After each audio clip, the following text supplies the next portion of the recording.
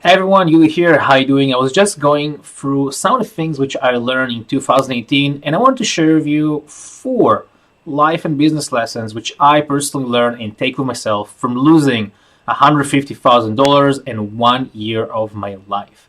To give you a bit more context of where I lost the money, I spent $150,000 on a new software company which I was building, and I decided to shut it off a few months ago.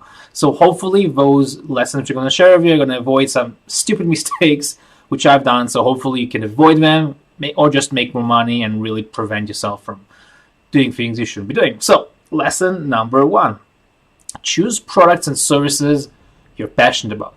Choose products and services you believe in. Why? I think life is really too damn freaking short to do anything else. You don't want to spend your time on things you don't believe in, and you don't want to spend your time on things you're not passionate about. Now, 3 months ago, the business hit a challenge. The product wasn't really going the right way, and somehow mentally, I didn't have the fuel to persevere because it took me 1 year to realize it, but I wasn't really believing in what I was building. I wasn't really believing in the product and its core mission or what the product was representing, and accordingly I didn't have the fuel inside of me to go through the challenge, because purpose is fuel for the soul. If you're building a business, if you're believing in something, this alone can fuel you. And with my head, I knew what I needed to do. I knew what I had to go to bring the product to the right place, to go out the challenge, but I wasn't really there, and I didn't see myself working on this for the next 1, 2, 3, 4, or 5 years because I wasn't really believing in it. And if I would be with a product which I was believing, I'll probably go out through this challenge to the other side of it. Lesson number two, which I take, is don't get comfortable and don't get cocky. I think it's important to stay humble and come every day with a beginner's mind, because then it allows you to basically do the recipes and things needed to succeed. Success has recipes. Every past success of mine certainly had recipe. There's certain ingredients I was doing. In this case, I think I got a bit comfortable. I just had an exit around 7 months ago of business. I'm working on selling another business, and I really never had huge financial failures. So my assumption was I literally cannot fail here. But you can fail, I can fail. We all can fail. We are all prone to failure. What you need to do is you need to do the things, you need to put in the work in order to prevent yourself from failing, to minimize your risks. Now, one thing which comes to mind, which I haven't done, is I haven't validated many of my ideas in the marketplace, which is very basic. But being too comfortable, too cocky, I think to some degree, I wasn't really spending so much time. I thought there's no way I can fail. I know what I'm building. I know what needs to happen. I know what the market wants. But no, it wasn't the case. One more thing which I haven't done, I haven't hired a SaaS coach.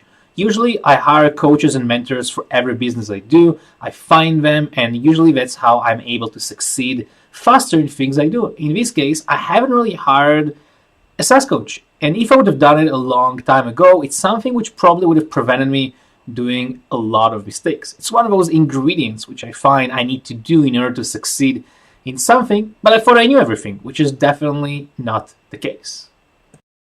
Lesson number three. Don't focus on you want. Don't focus on what I want. Focus only on what the customer wants. Focus on what the market wants. And accordingly, I think here, kind of my lesson is you need to obsess with your customers. Not just know them, but you need to obsess and actually know exactly what they do in the morning, what they do in the afternoon, how they live, what are their desires, fears, literally obsess them. And the mistake I've done in this specific business is I was focusing a lot on what I wanted. Basically, I didn't focus a lot on the market. I didn't focus a lot on the customer. Until it's so basic, there's a customer that's willing to pay you money and there's an exchange of value.